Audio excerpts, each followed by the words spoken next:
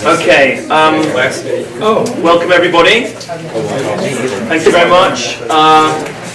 With an attempt to try and be prompt, I'd like to call the meeting to order and thank everybody for their time at the end of this fall Monday, when I'm sure is busy for everyone. So thank you very much. And I'd like to also, I know she has a spot later on, but I just want to welcome Christine Smith. Oh, thank you. First ever school committee meeting that I've seen. So thank you so much for coming. We really appreciate it. Thank you. And an early extension of thank you for all you do. So thank you. Great, thank you. Okay, so I'd like to open up the floor to any community comments at this point. With none appearing, it's with, again, thanks that I'd like to ask our PTO representative to give us a little bit of an informal, very brief update. Throughout the year, we're very appreciative that the PTO takes a couple of meetings to come and give us an update, normally at the beginning of the year and towards the end of the year as well. So Brooke and I were very fortunate to have a little spot at their recent open meeting where we did a little perhaps 15-minute spot where we answered questions on what the school committee does, what we don't do, what we can help with, what we cannot help with, and a little bit about the budget process and the key issues that are burning in our hearts at the moment from a school committee perspective. So we appreciated that opportunity, and hopefully it went a little bit of way to broadening the information. And the PTO were excellent, and there was a superb advertising email about this meeting, which had the link to the Dover Sherburn Cable YouTube channel, where people can watch the meeting afterwards, and link to the packet on the regional website. So I think that level of outreach was really came from Sarah's idea, so thank you very much for that. You're welcome. Thank you guys for coming. We did get good feedback from several of the parents who were there and who learned things that they didn't know about the school committee, so that was really helpful. We hope you guys will come again. Yeah.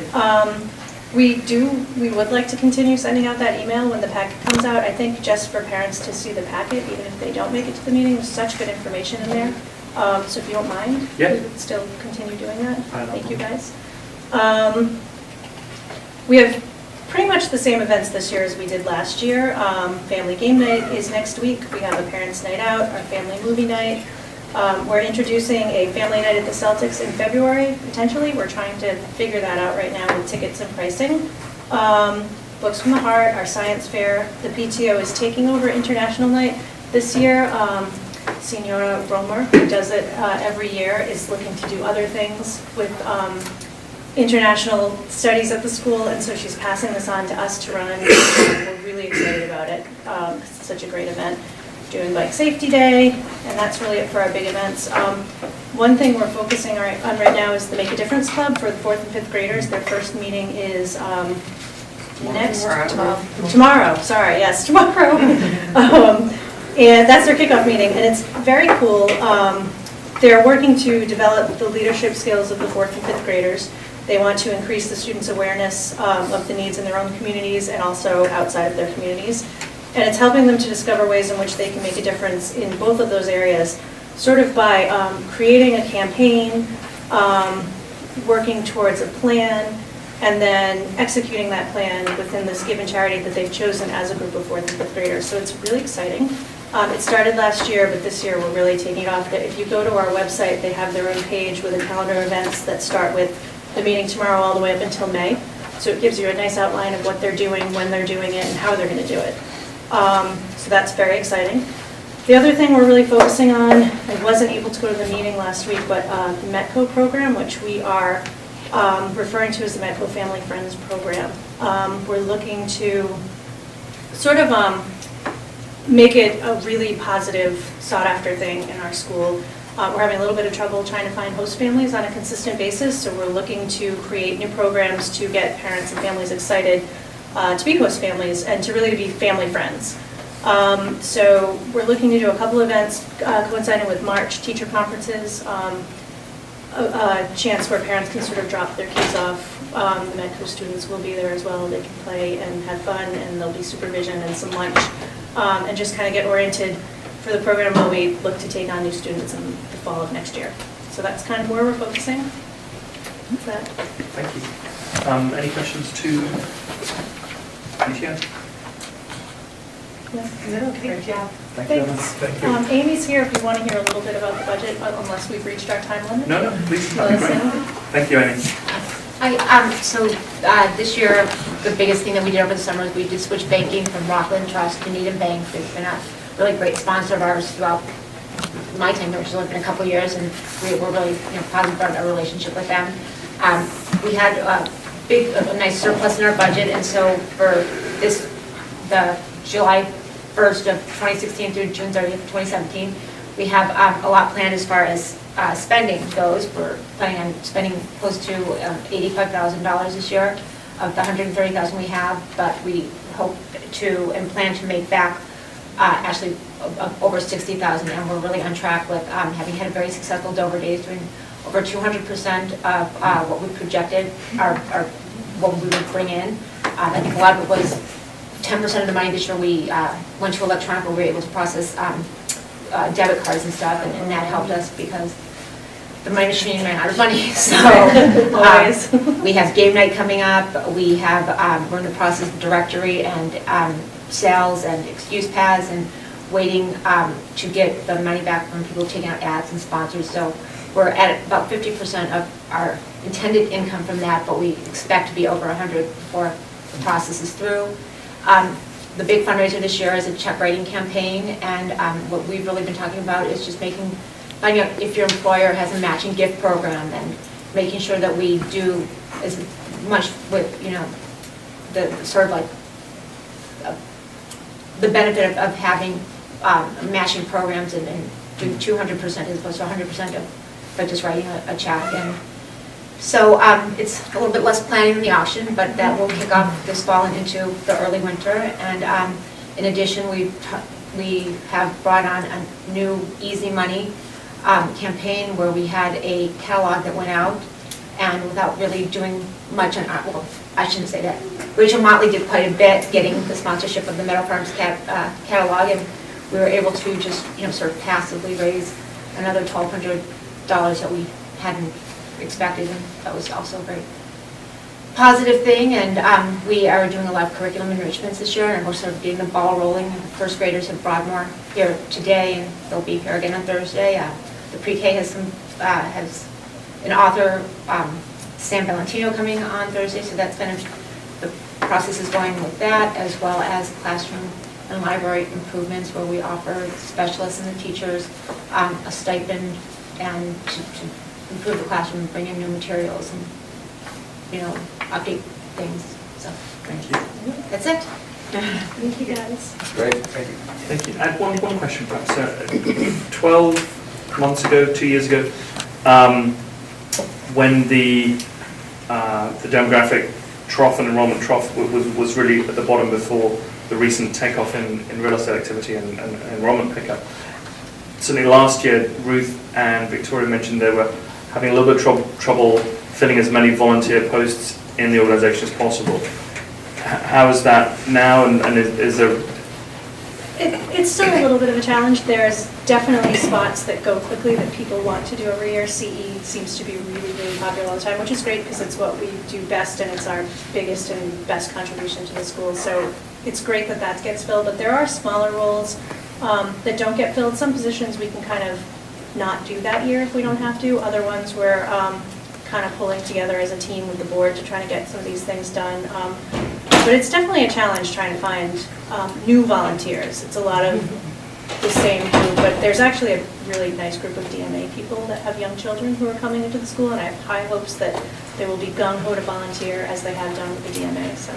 Okay, excellent. That's great to hear. Thank you. Okay, any more fun questions?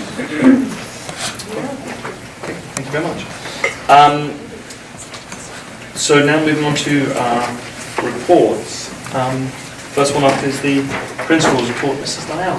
Thank you very much. And I just want to say how much I appreciate all that the PTO does. I just feel like they are so well aligned with the priorities that we have, and everything that they contribute to the school is so appreciated. It seems like going from September to October, there's a shift from settling into school, getting adjusted to we're all on. There's been a tremendous amount of work in the past several weeks around educators developing their goals for the year. Professional development is robust. We have the district science PD. We also have our school focal points on PBIS, project-based learning, technology integration. And then we have what all the educators have chosen themselves as goals. To match all that, we are dedicating a lot of our time to teams. It's really what educators have said over the past couple of years is most valuable to them. Give us time together to shape this. And so we're trying to, kind of like the matching funds, we're trying to match time. And hope that gives everyone what they need. I also wanted to mention something that's not in my report, is that I was incredibly fortunate to be able to go to the Challenge Success fall seminar out in California, and it was powerful. As you may know, the Challenge Success is primarily designed for middle school and high school students. And I think Dover-Sherburne was one of the first, if not the only, school to insist that it be pre-K to 12. So it was a fantastic group. We just had a meeting after school today, actually, with the first cohort that went out there. So we're developing our plans, and it's very exciting. And for us, it really all falls under the umbrella of wellness. I think Challenge Success has identified certain priorities that we have identified with. And one of my big takeaways is one of the biggest things we can do for students educationally is to help them be reflective and to empower them to make choices. And part of that came from our high school student, Hannah Thompson, when she was giving her keynote address, the only student to do so, and she was invited for that. She talked about choosing the day before school to take an app off of her phone. And not saying that everyone has to do that, but I thought that would not have happened if she hadn't been reflecting on what impacts her life, what impacts the people around her, and how she wanted to lead her life. So I just think in the elementary school, we're planting the seeds for so many things, and helping kids be reflective is a really important part of what we do, and is rolled into a lot of the curriculum that we have, as well as just the way we interact with students. Any thoughts or questions? Question on that. We've sort of done a little bit with the zones regulation and with the students in their, where they are sort of emotionally. As you thought about their goals for Challenge Success in meeting with the middle school and high school, are there some, obviously they're very different kids and needs in terms of where they are developmentally, but are there steps that you take that will sort of build into the middle school and high school?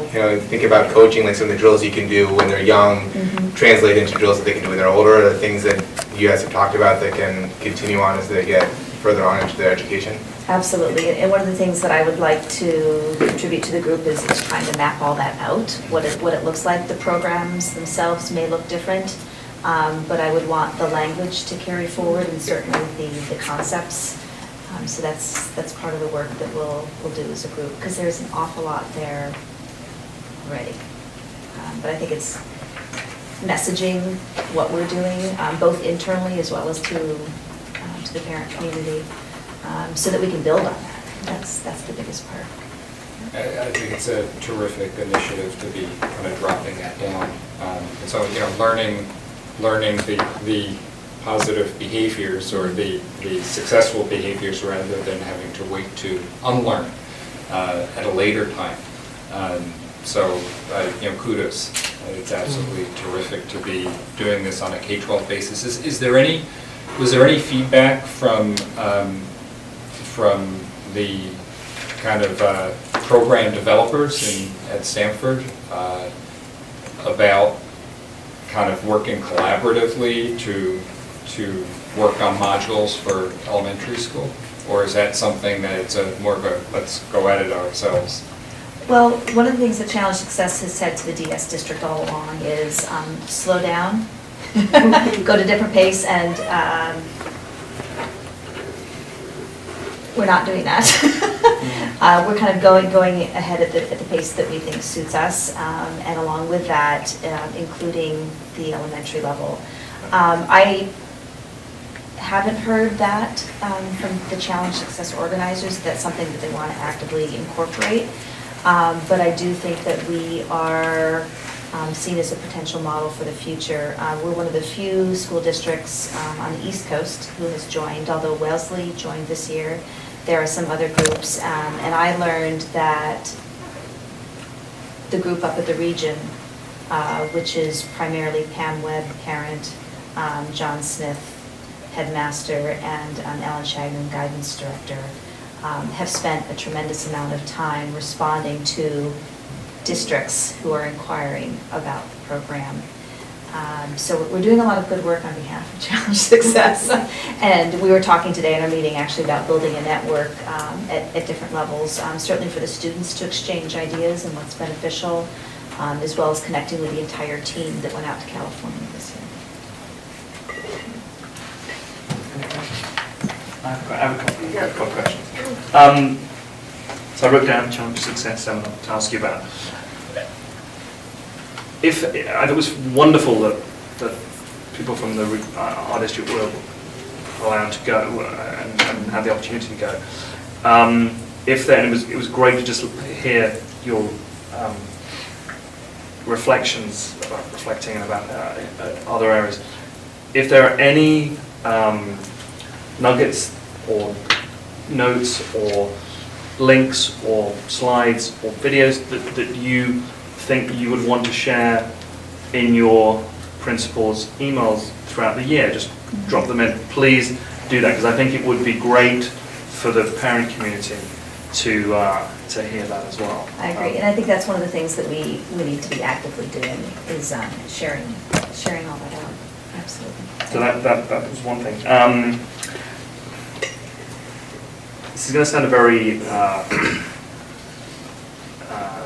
needy question for a concept like Challenge Success that has such an overarching strategic view. But are there any thoughts about how to measure the effectiveness, especially at the elementary level, of Challenge Success over a period of time? I wouldn't dream that it would be something that would be month to month, but in 3 years' time, what metrics may one even think to look at? Well, we actually talk about measures when we're designing our goals, and it is more challenging when you're talking about these kinds of goals.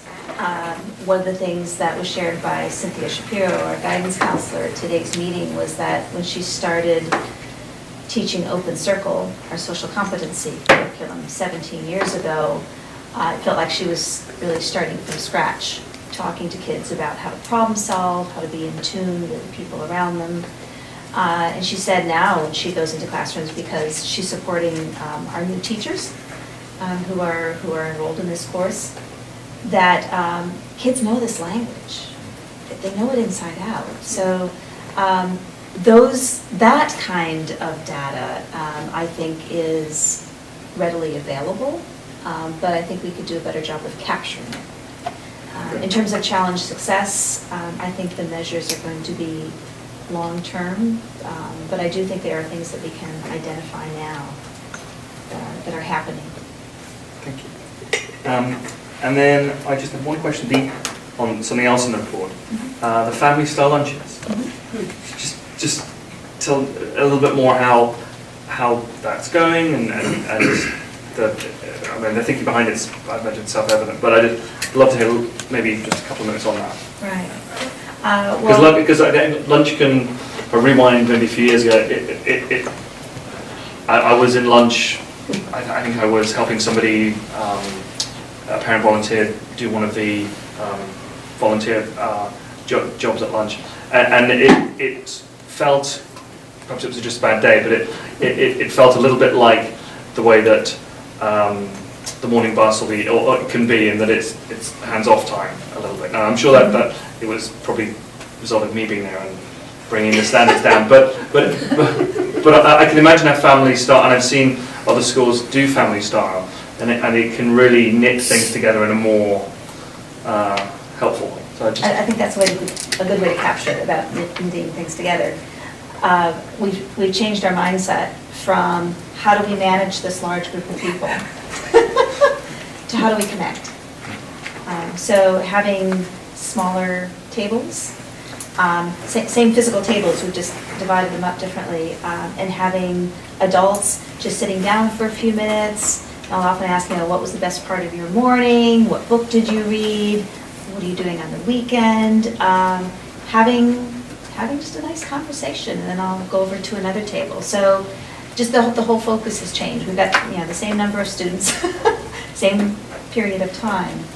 And I've also noticed, which I mentioned in here, we have a number of educators who will just kind of drop in and just sit at a table for a few minutes and chat, and then get off for the rest of their day, which is nice too, because I think we've opened the doors for that. thank you. We still have a ways to go, but we've put the wheels in motion. Okay, any questions to this point? Thank you very much. Excellent. So Dr. Leduc is not here. She is not. So I would ask members of the school committee, if you have any questions on her section, please feel free to reach out to her independently. Is there any comments you want to make on that section? No, I think the three items in her report you've all heard before. The district is off to an excellent start in our new curriculum review model. And as you know, the first area that is being reviewed is science, technology, and engineering, along with computer science. And Dr. Leduc describes in her memo a couple of activities and some dates. And I think I can say we're off and running. And there's some very good work that is being done. A lot of work has been done, especially at the elementary level, previous to this year, and we're taking advantage of that. Yeah, brilliant, thank you. Christine, you. Oh, that's right. That's right. Thank you. I have enjoyed my summer months and then my school year months of getting my feet on the ground and trying to spend as much time talking with folks and understanding the culture and strength of Chickering. It took me about a month to figure out Chickering and Pine Hill and keep them separate in my head. And they're very different schools with very different strengths. And it's an interesting opportunity to create some similarities in practices between the two elementary schools while still maintaining their cultures and their uniqueness, right? Because that's essentially important to both buildings and to us as a K-12 perspective also. So today, not in my report, today was an interesting opportunity. I held a meeting with the leadership and the team chairs from each building, actually here at Chickering, where we talked about preschool for 3 hours. And it was fantastic because it's both of our principals understand preschool as to be an essential part of their building, and that's not always true in elementary schools. Preschool is often owned by special education and seen as a special ed program, but that's not the case here. And it's a really exciting opportunity for our families to begin their first connection to our public schools through preschool. And so we're delving deep into that process and how to make that more accessible for more families, and to look at our needs, to look at what's working, to look at what's working at either building and building strengths between the two. So that work is I share tonight because it's so fresh in my mind of the work I just did today with my peers. I've had the opportunity to meet with CPAC, and I will continue to do that. It's a fantastic group of people, a huge group of people compared to places where I've worked before. So I'm really enthused by that work and that energy that comes to the district from our parents So again, I just keep looking at trends, looking at what's making the buildings successful schools, places of growth, what's feeding that, what's deterring from that.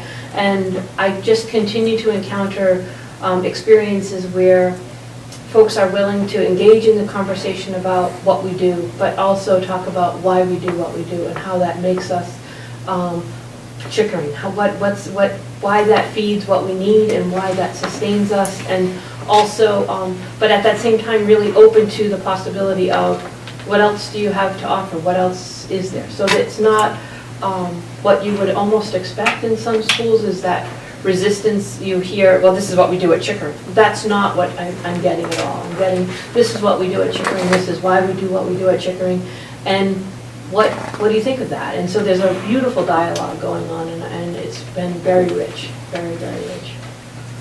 That's great. Where are we in on the process of hiring our team chair? May I respond? Yes. Yeah, please. I'm not sure how, I'm trying to figure out the formality of Yeah, the just- meeting, right? Sometimes that question would go directly to my superintendent. So at this point, I did work with Laura. When I came on board, she had already been through a series of interviews trying to locate somebody. Then she and I engaged together, going back through applicants, and honestly had what we thought were, at two different occasions, had applicants that we thought were qualified and substantial and would be a good fit for the building, and both of those applicants didn't pan out in the final stages. So you lose a lot of time, right, in that process, because you think you're moving towards the candidate, and then all of a sudden you're back at the, so twice we did that, and through that process, as Laura and I got to know each other, and Deb also was involved in that process, but we really understood that Chris Cronin, who's been in that position, was a valuable asset to the district and to the school, and that really worked. So we worked with Bill to secure her for another year as appointee. So that position, I believe, to be stable with Chris for this year. This year, So okay. she's the intern? She's the She's interim, her title, interim team Correct. chair, and she was here last year? and she was here last year. So I'm kind of still like what looking. Bill's doing. We just keep them. Following Bill. So the position is it still open, or is it, we have to go into another cycle? We would go into another reposting and open it Okay. again. Have you identified anything as kind of low-hanging fruit for kind of quick hit improvement? I would say preschool right now. Like I would like to make that as robust of an experience as the kids are coming into the district, make sure that process is happening as smoothly for families. Do we have the right amount of seats? Do we have what we need in the preschool to meet the needs of the kids in the special ed population and in the gen ed population? And then I think we've had a lot of conversation about the SLC. Did I get those initials right? There we go. The SLC and what role that teacher and that classroom is playing in the building. As is it a program? Is it a service? And so I would say we're still engaged in conversation. So I wouldn't say that I would identify it as a low-hanging fruit. I would just say that those are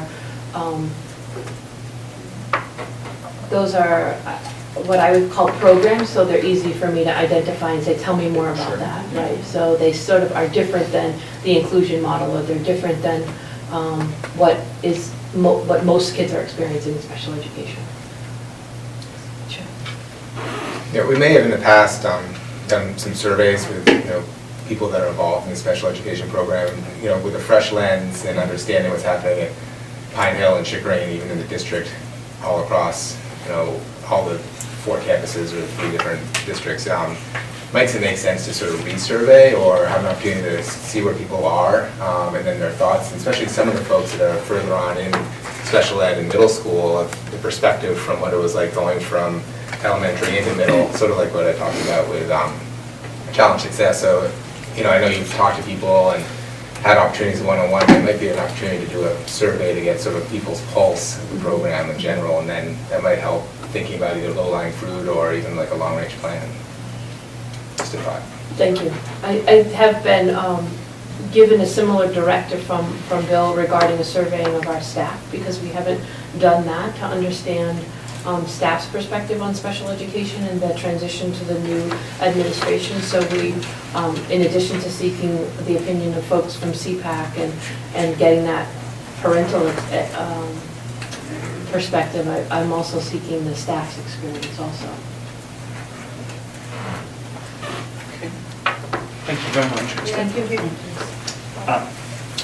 So I'll then hand over to the superintendent. Thank you, Adrian, and good evening all. Welcome.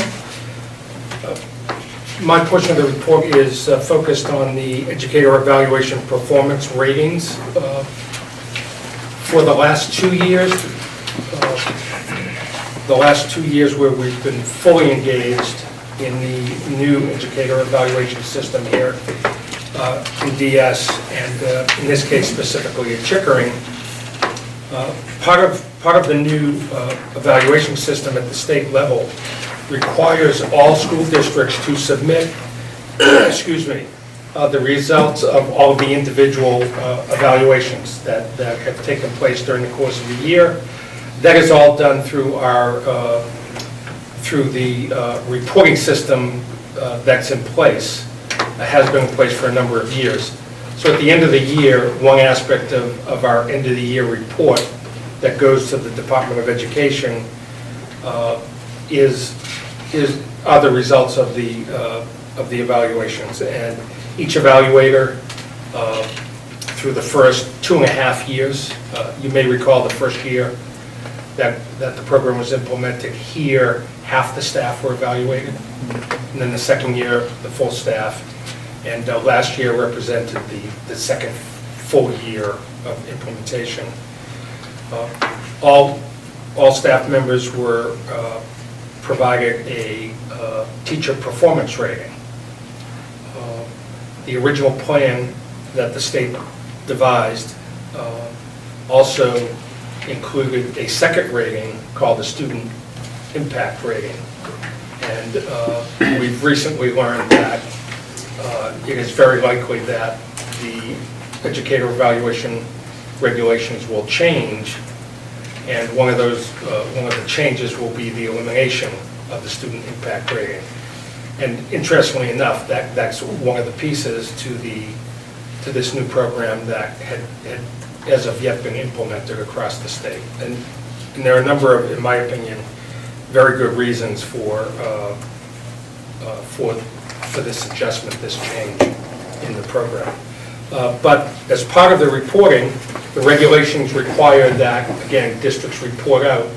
And what the Department of Education, elementary and secondary education, has done the last 3 years is to take that information from every district's end of the year report and then report out by district the results, if you will, of the prior year's evaluation.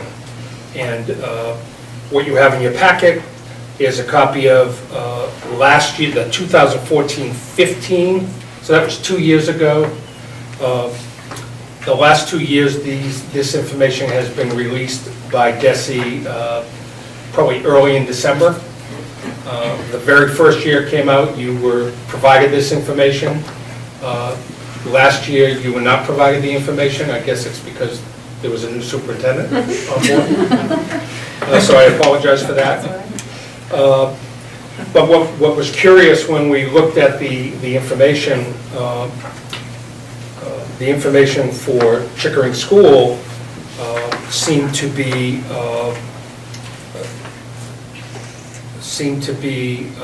what's the word I want to use? Incomplete. In many of the reports, certainly at the region and at Pine Hill, the report that you have in your packet, the numbers of staff evaluated based on a percentage basis is then reported out what percentage of the staff were rated as exemplary, proficient, needs improvement, or unsatisfactory. And as it turns out, the data for Chickering in the 2014-15 year, that data has been suppressed because of either one or two of the reasons that are mentioned in the small narrative that's in the report. So after having first looked at that narrative, while I certainly understood what the language was saying, intuitively, it didn't make sense to me that, for example, under number 2, if all staff were evaluated and received a proficient rating, why isn't it reported that 100%, for example, of all educators received a proficient rating?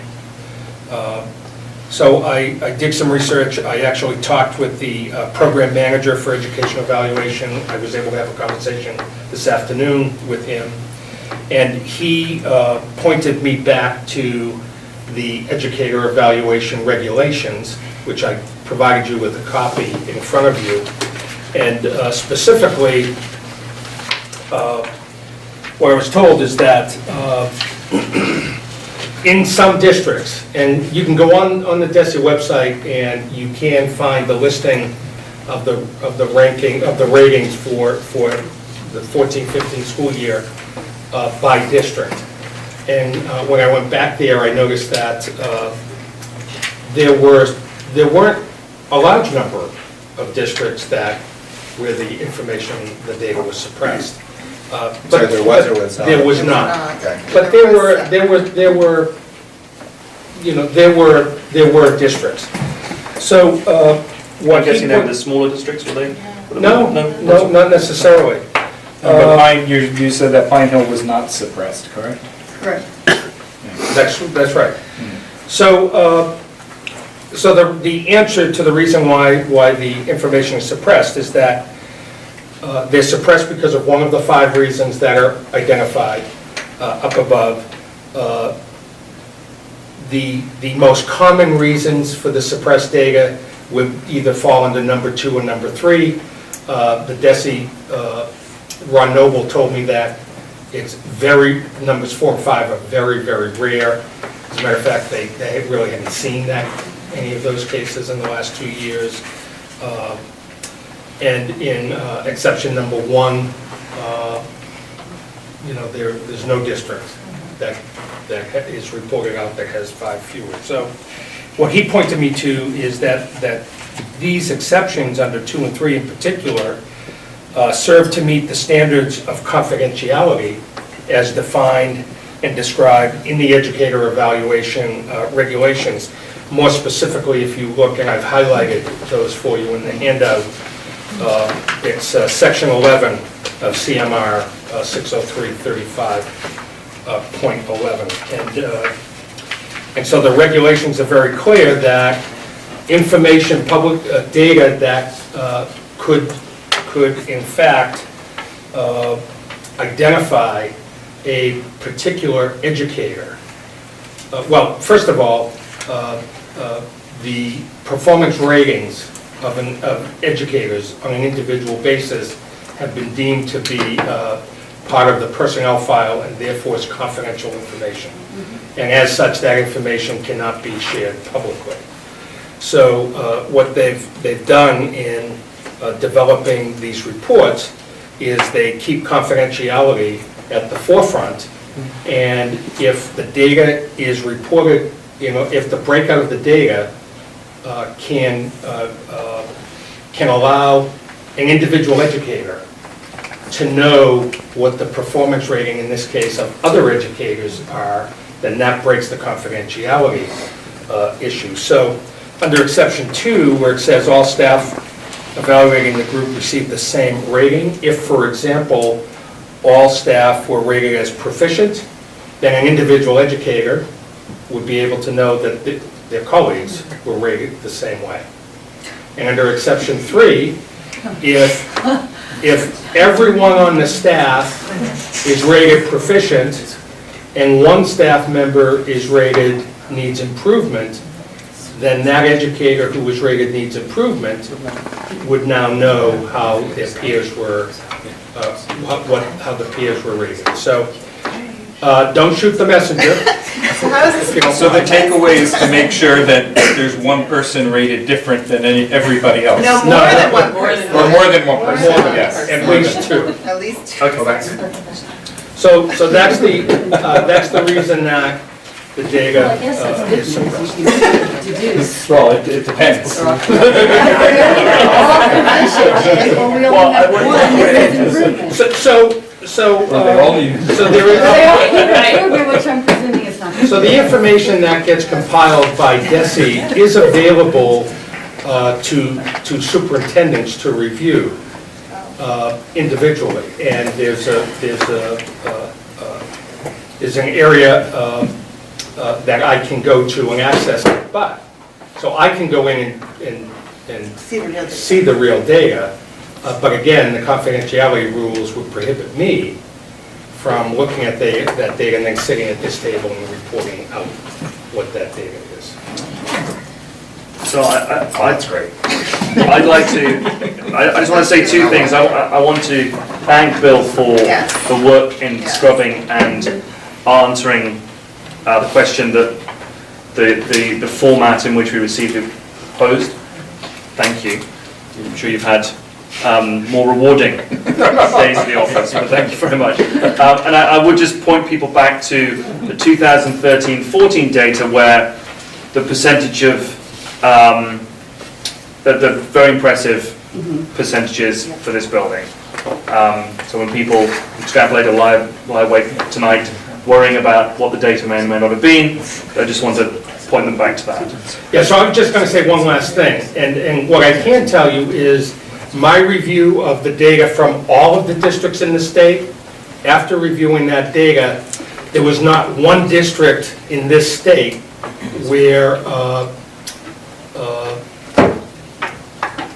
well, of the districts where the information was suppressed, obviously I couldn't see that, but of all the other districts, you know, there's no district in the state that all educators were rated in the exemplary category. There's certainly no district in the state where all educators are rated in the unsatisfactory They wouldn't category. show up if they were, right? They would. How do we really know? I'm telling you from my He wanted that secret password. So Yeah. you can, if you want, I think you can look at the lack of data and extrapolate to where you think that would be. You're in love And I with bet you would be this. correct. I do. Okay, so now we're on a particular data thread. It's probably best we move on to the next Can item. I just ask Oh, one sorry. question for, and it's for edification. Could you remind us what the protocol is if there is an educator that is rated as needs improvement or unsatisfactory, what the, what happens after that? In that, as I recall, there's a certain time frame that an educator you work with, is mentored, and hopefully improves to a different category within a period of time, or something else happens. And I think that's an important So- thing for the community to understand, because we have incredibly good educators in this building. And this is a really, the ed reform and this evaluation that came out is a really powerful tool for the administrators to mentor educators to become the best that they can be, so that we have good teachers and good, I should say, good teaching in the classroom every day. And so if you could just remind me what those steps are to move teachers and help them become proficient in their practice. I appreciate the question. I'll let Bill respond to that one. So educators who receive a summative end-of-the-year rating of needs improvement are automatically, there's no choice, have to go on a one-year one-year developing educator plan. The school principal is charged with writing the improvement plan, and it requires an improvement plan. The improvement plan can be anywhere from a minimum of 30 days to the rest of the year. And depending on circumstances, principals will make decisions regarding the length of a needs improvement plan. It's important that the needs improvement plan be written and that the elements of the improvement plan focus on those areas that the evaluator identified as areas of needs improvement. And so the principal, working with perhaps another evaluator, a secondary evaluator, will work with that teacher. There is not a requirement to establish a specific mentoring program, but depending on the specific individual, there may be recommendations in the needs improvement plan to participate in certain coursework, certain workshops, as well as recommendations on how to improve in the areas that they've been identified. At the end of, let's say that's a needs improvement plan for the year, which in our situation would typically be the case if it was the first time. At the end of the year, if that rating is, if the evaluator judges that they have not made the improvement, then that individual goes on, is rated unsatisfactory. And unsatisfactory rating requires another, again, an improvement plan. It has to be for a minimum of 30 days. But in those cases, I think that through interactions I've had with colleagues over the last 5 years, those plans are typically not plans that are written for a full year. Most often for half a year. In certain cases, they may be for 30 days. And then there's a judgment at the end of that plan as to whether the staff member has met the improvement goals. If you're in an unsatisfactory situation and at the end of that improvement plan, that period of time, you have been judged not to make progress, then there's nowhere else to go other than be dismissed. Okay, thank you very much. It's all laid out, and this is all laid out in the regulations. It's all laid out in the regulations. It is laid out in Dover Sherborne's protocol, evaluation protocol as well. Thank you. Thank you. I'd like to hand over for the MCAS report.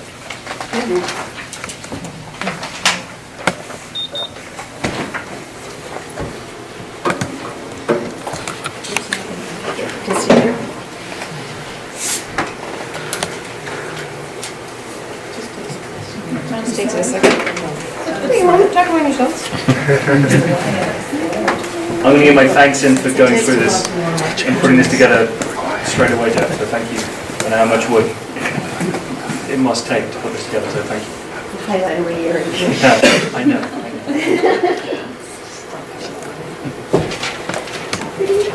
Welcome back. So you have the report that's presented here, printed in color. I know there's Jody for all of you. And I left the present, if you would like, it said that I would put copies of the test together. So I started cut and paste and realized that the one you really probably were really interested in was the third grade ELA test. So that's the one that I think Henry didn't hide behind the bookcase. They're all We decided it was important. Does anyone else do it? The electrician here. Okay, does anyone else do it? Thanks. Great, sure. All right.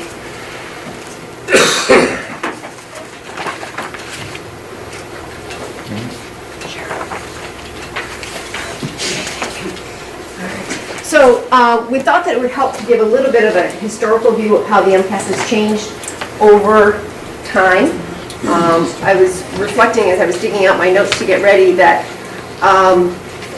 this is probably the 10th year that we've been able to share MCAS results. And if I look at that spread of time, you should be very proud of your school, your students, and your faculty. There are still areas to work on, but we have made remarkable growth over time. So I want to make sure that we all just take a moment and celebrate that overall over 10 years. We continue to grow as a school, and it's something to be very proud of.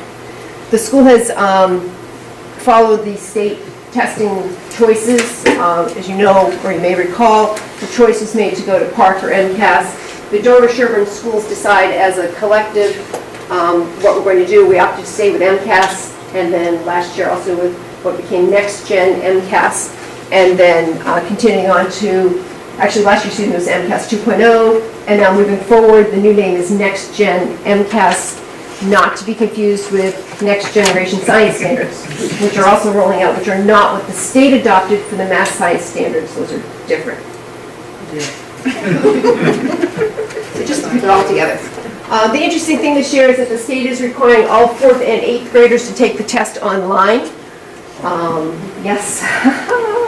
And so we're working with Anthony Bertacco and the whole IT department to decide how we're going to roll that out. One of the decisions that was made is to have the 4th graders at Pine Hill and Chickering take the test on the same day and deploy the IT department half to one building and half to our building, should there be any problems with the online piece. So we're doing a little bit more coordinating with Pine Hill in terms of our scheduling this year. So let's start with the one that everyone's wondering about. You've had a chance to go through. The most significant surprise, and you'll see that there's 7 of these, was that 3rd grade ELA test. Scores this year. So allow me to remind you that we are comparing a set of students with a different set of students with a test that's different year to year. So as much as we love these great graphs, it's not apples to apples. We do break out the rankings for advanced and proficient, needs improvement and warning. That's the standard graph that you can get produced anywhere. That the arrows that go off to the side are something that we add as part of our analysis here to look at how close are we? How close are we to jumping over the fence, you will, or slipping below? And so what I do is I look at each of those and sort, and 2 questions above or 2 questions below. So if you add up 7 and 12, you won't, that's not everybody, that's who's on the wings of proficient. Right. The way the numbers went in 3rd grade, I believe we had 84 students testing in 3rd grade, so 1% is not 1 student. If you think back to years ago, our classes were over 100 kiddos, so 1% was 1 student. So 4% represents 3 students. Save you from doing the math on the side. All right. Interestingly, let's go right to that 27 because it's glaring at us, right? And we look at that. Looking at those results, to some degree, we're not surprised. And I think that's an important thing to remember.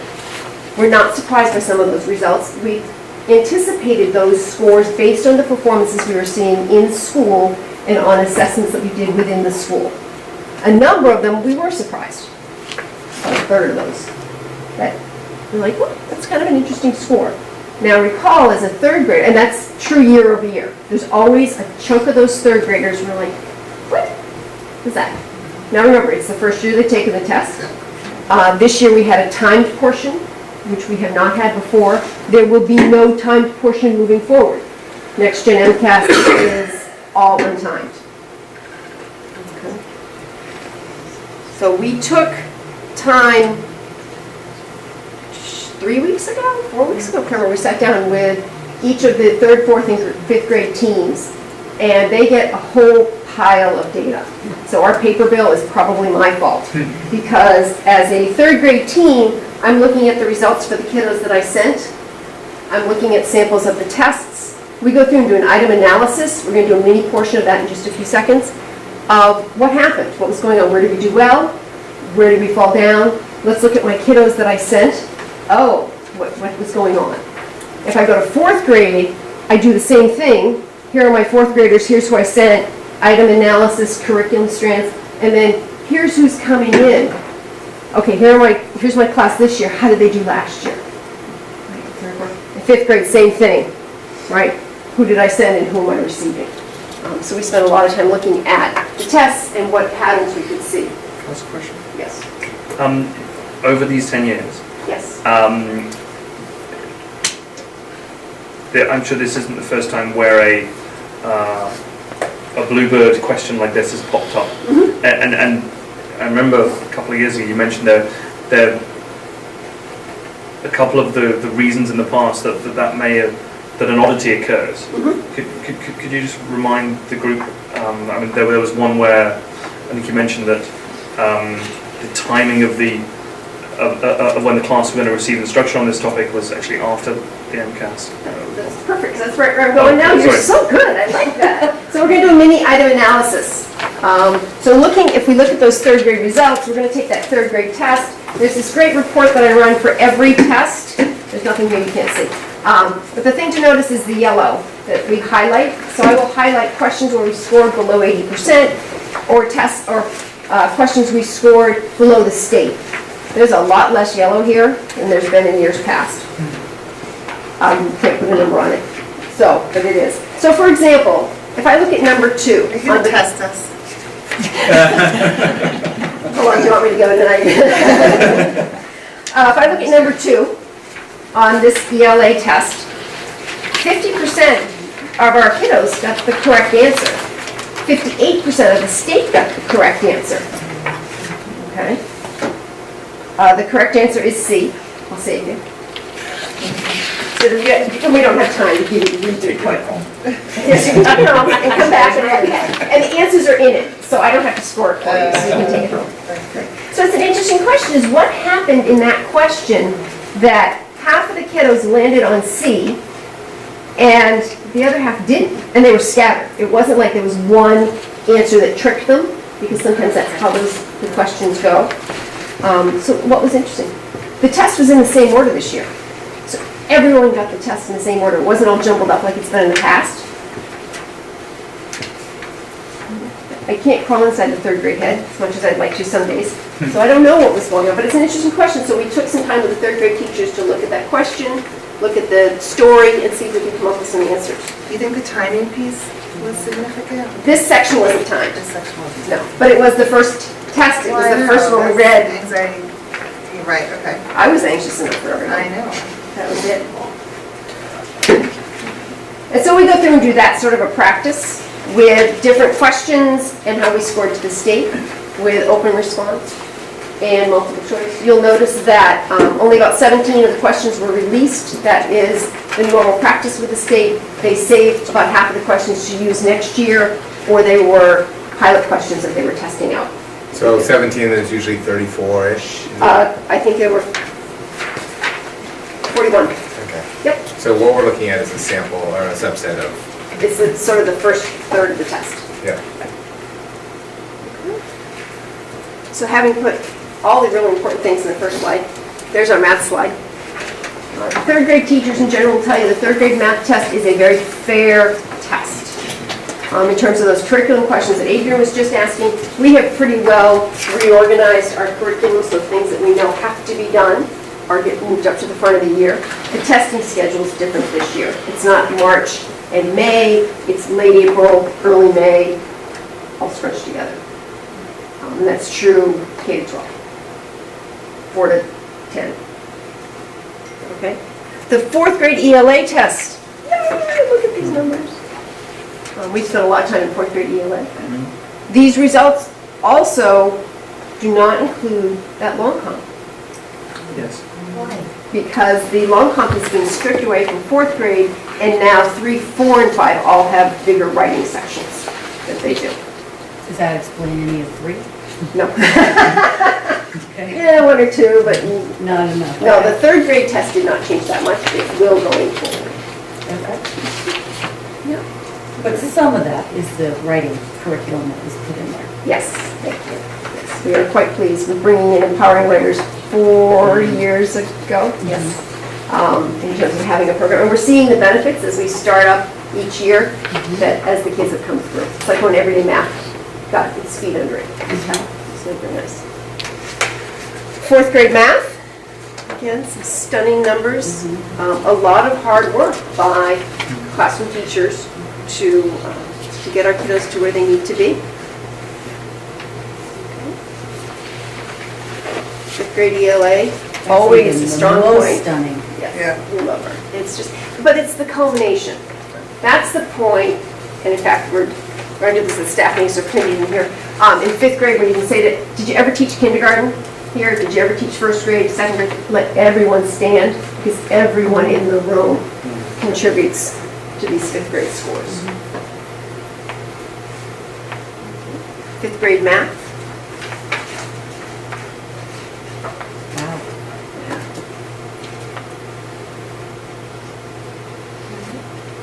And the 5th grade science test kind of dogged us for a couple of years. This is excellent. Yeah. It really is. This really is nice. The interesting piece with this is the 5th grade science test tests all the content 3rd, 4th, and 5th grade. So it's a lot of content for the kiddos to be responsible for. One of the things that we brought back this past year was, we call it science boot camp. Is that right, Christine? And the 4th and 5th grade teachers coordinate this wonderful rotation. So the 5th graders get to return to 4th grade and revisit their science units with their teacher that taught it as much as we can. And so the key important content with it, and they rotate through all of them. And the 4th graders all get to preview 5th grade science with the teachers. Great idea. So it's worth just saying that one more time. 5th grade science will be tested on 3rd, 4th, and 5th grade at that age. And I know the last 3 years we've talked a lot about the work on science. This is just worth taking in this slide. Thank you very much. All right. This replaces a slide that used to be a graph, if you recall. People accepted this before, right? The big swatches on the top. Oh, yeah. So We all understood. no one understood Scatter chart, either. whatever it was. Yeah. So what does this mean? Starting from the right-hand side of the column, which Diane Parrott would shoot us all because we're starting on the wrong side of the page to read, those are the number of students tested. If you hop over to the left 2 columns, the number of students for which there is an SGP, student growth percentile, those are the students who were in Massachusetts who took an MCAS before.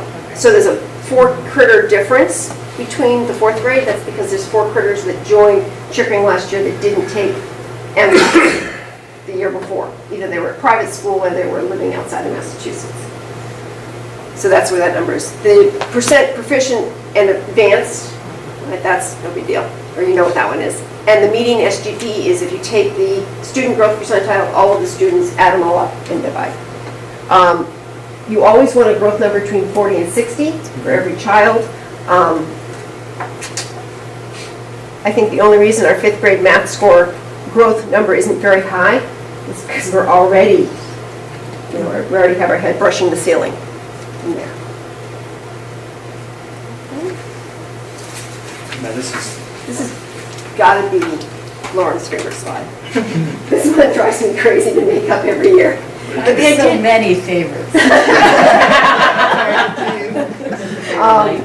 but this is looking at a set of kiddos over time. I was here 10 years ago, that's why this is my favorite date.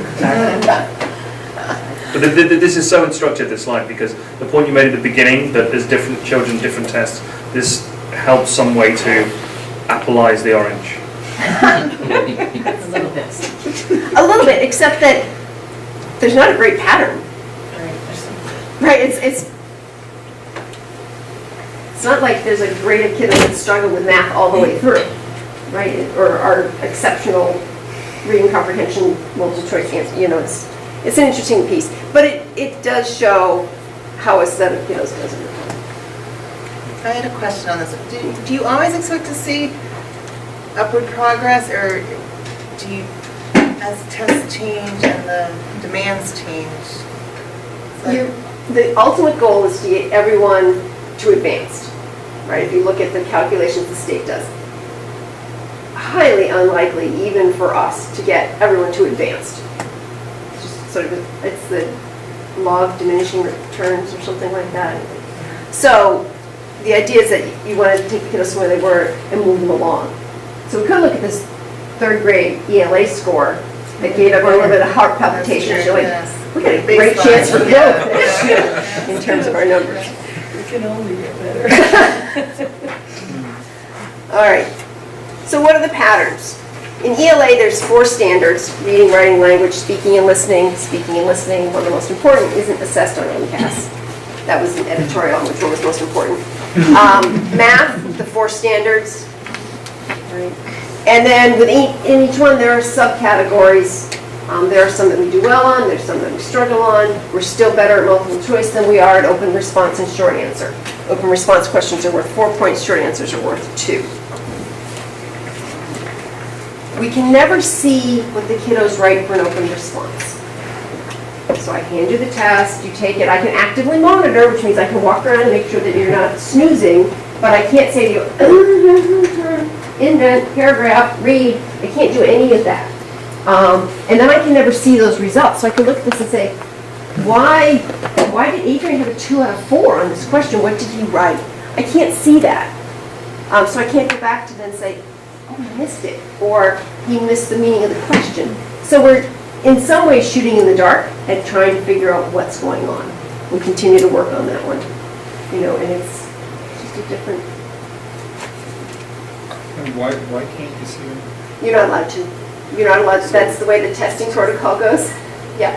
So you're not allowed to see what they write. We used to be able to see the long comp. After they were done, they would scan the 4 pages of student work, and we could print those and look at those, and that was somewhat instructive. I would imagine it would even be instructive on a kind of a line basis, not knowing what Exactly. students attribute. They give sample student work, but they're.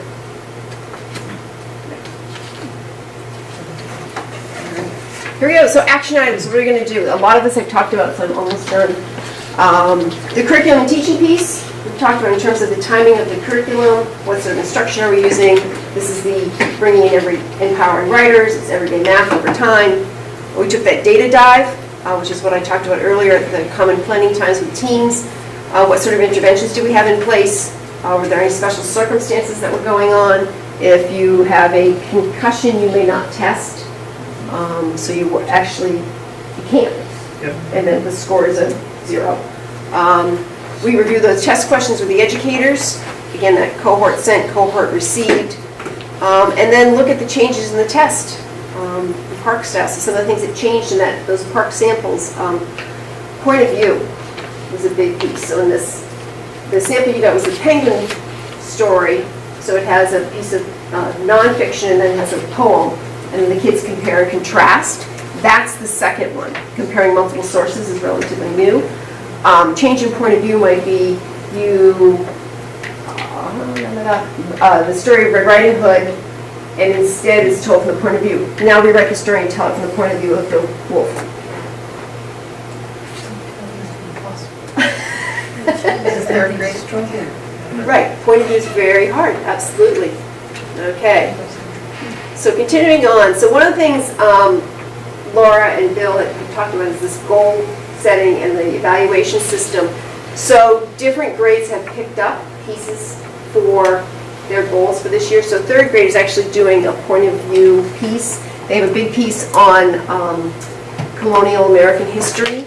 And so the kiddos will be using that research to write diary entries from multiple points of view from the same event to try to help them understand point of view. Yeah, they have a new grammar text, so now hopefully we're all working from the same grammar text, much like we brought in empowering writers into the grammar text. Grade 4, the next generation MCAS is online, which means do we use laptops, do we use desktops, do we use Chromebooks, can we use iPads, do we need mice, do we need headphones? The kids have to look at multiple sources. Do they know how to flip through multiple pages on a computer or a digital device? And then answer questions.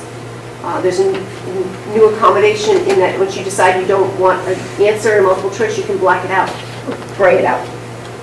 So there's a lot to learn in terms of how to actually take the test. So that's one of the 4th grade goals, is to make sure we have the technology skills. Will we have the correct technology? Yes. So there wouldn't be any purchasing requirements potentially? Can they give you sample tests or all Yeah, those there are other things you some do? samples, we're working on pulling those. The trick is that if you are going to test, so if you think logistically, you take, okay, the downstairs lab could be one class, the upstairs lab could be another class. I have enough Chromebooks. Where am I going to test? I've got to pull small groups, but we could all, the whole 4th grade could take the test in one day in the building. It's 3 days of testing, but, so we have enough devices, we have enough space, we have enough proctors. It's just, for me, it's can we get it all to work? And we know that all those platforms will work? or- Yes, we have been told that they work.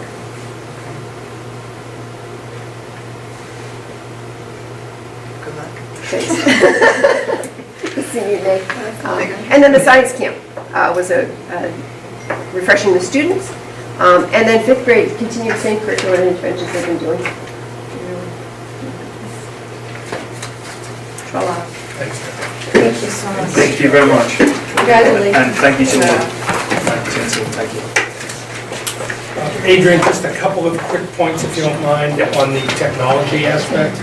So school districts, as Deb had indicated, this year, in the spring, will all be required, 4th and 8th graders will have to take the next generation MCAS online. Districts have an opportunity to expand that to other grades in the spring if they wanted to.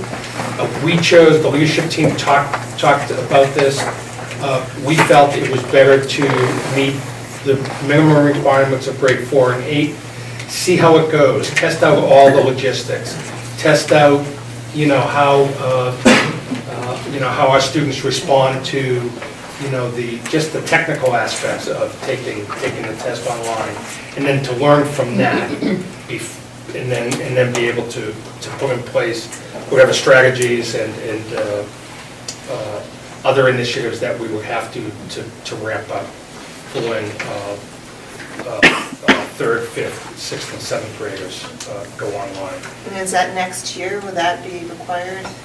Yeah, so that hasn't been finalized at the state level, but it appears to me that the state will be ready to go fully online in the 2017 administration.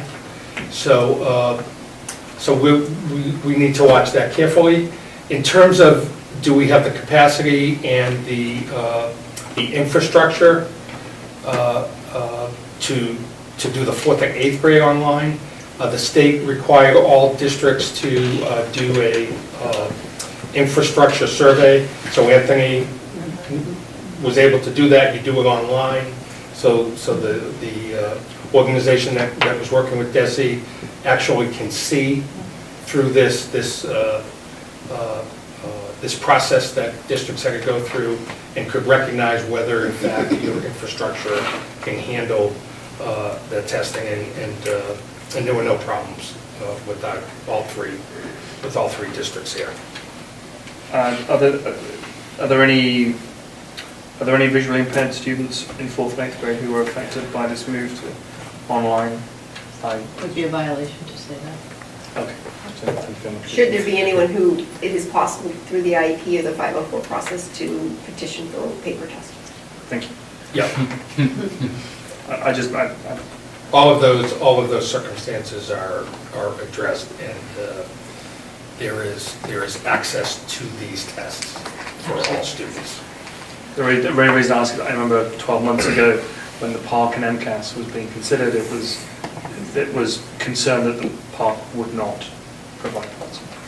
Okay. Thank you. Moving on to the monthly financial report. Mrs. Joy. Thank you.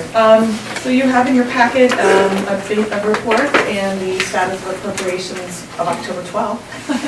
So I went into the latest information, and so that's why it is of that date versus September 30th. The latest information, but also the biggest piece, most of you know, is that our central office expenses are all at the region, and we have to then bill the towns for that cost share. That all got into the financials like first week of October. So that's how you have an interesting date there.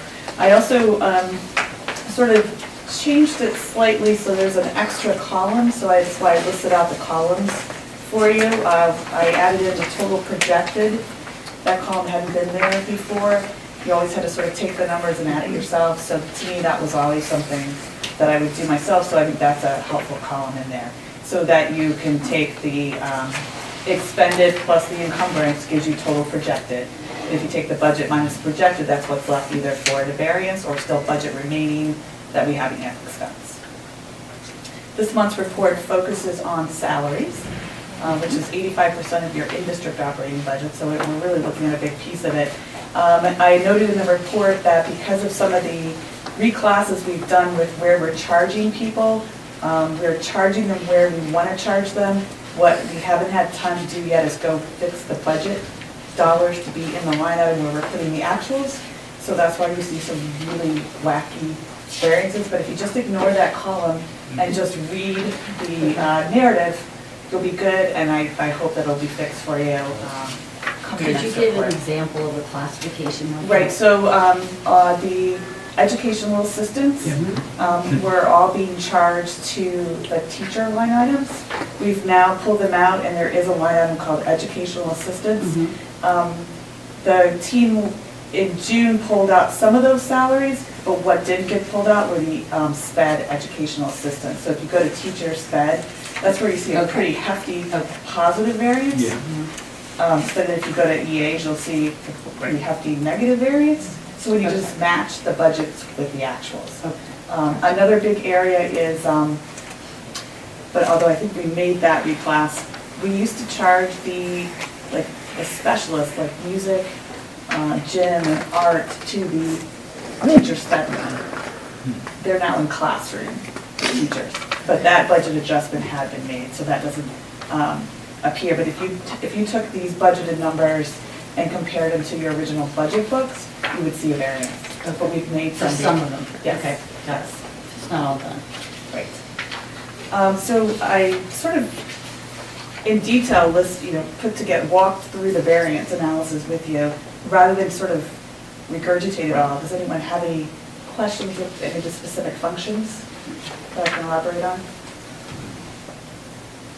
I didn't want to pull together sort of this is where we stand right now, so basically one number I did sort of communicate to the committee is where we stand with sort of the educators and the EAs, which is close to 150,000 negative variance, but we knew going in that you added 2 teachers. That piece we didn't net out too bad with. A big piece of it really is we had to add 2 EAs that were unbudgeted. Is that regular education EA? Or No, those are one-to-one special education needs. And is that due to a change in an IEP, or is it due to a new student? Those were due to new students to the district. I'm sorry? They were due to new students to the district. Okay. We did have some reclassifications from existing students, so some of that variance is built into this. But you're looking at the net number. And same thing, the increase in the teacher in the special education line, is that an FTE related, or is that a? No, that's 2 pieces. If you read the teacher's SPED, one was there was a mid-year replacement last year that came in higher than what was in the budget. The budget went with the older amount, so that's 10,000 of it. And then, as you know, the preschool is new here. One thing that we sort of missed in the budget process was budgeting for the summer for our pre-K. So that's about 17,000. So those 2 numbers make up the teacher SPED. So that's for their pre-K teacher working over the summer, or? The kids who are in the pre-K, sort of an IEP, actually have an extended school year. So On the campus pre-K or? Yeah, here. On campus, okay. Yeah, so the classroom ran for 5 or 6 weeks during the summer. Okay. And that's the first time that's happened here. Yeah, it was, Right, so I it noted didn't that. get picked up yet Okay, in the budget. okay. Well, basically, then, you'll see some other numbers that are left over, but those are numbers that we expect to spend as the year progresses, and custodians, the substitutes, not all the stipends are in yet. So those numbers will disappear as we proceed through the year. So they're not in the projected? No, because they haven't been encumbered yet. Okay. Right. Just basically on expenditures, we're still putting in some of the purchase orders for, say, we're going to try to encumber like utilities and things like that, so you don't have to wait till the end of the year. We're going to make some estimates. Those haven't gone in yet. We have, I didn't want anyone to get sort of frightened, but custodial services, it looks like we don't have a whole lot left, but we put in some pretty large sort of blanket POs for our routine repairs that we know we have, so that we can get a better idea of what we have if an emergency comes up or if there's something special the school committee wants to do. So we haven't really spent all that yet. Okay, A lot of, the chunk of it's encumbered. that's what the 75 is, in the encumbered one? Yes. Okay. So we haven't spent that, that's sort of placeholders for some things we know are gonna happen. So if you have any questions on expenses, we're actually, happy to answer, but we'll have better, sort of numbers for you in your next report. This was very clear, Don, thank you. So clear. Really. And thank you for the reclassifications that you mentioned last time, really appreciate it. Can I ask, I don't know if it's separate, but questions on the out of district, is that part of this? Bill's gonna cover the out district.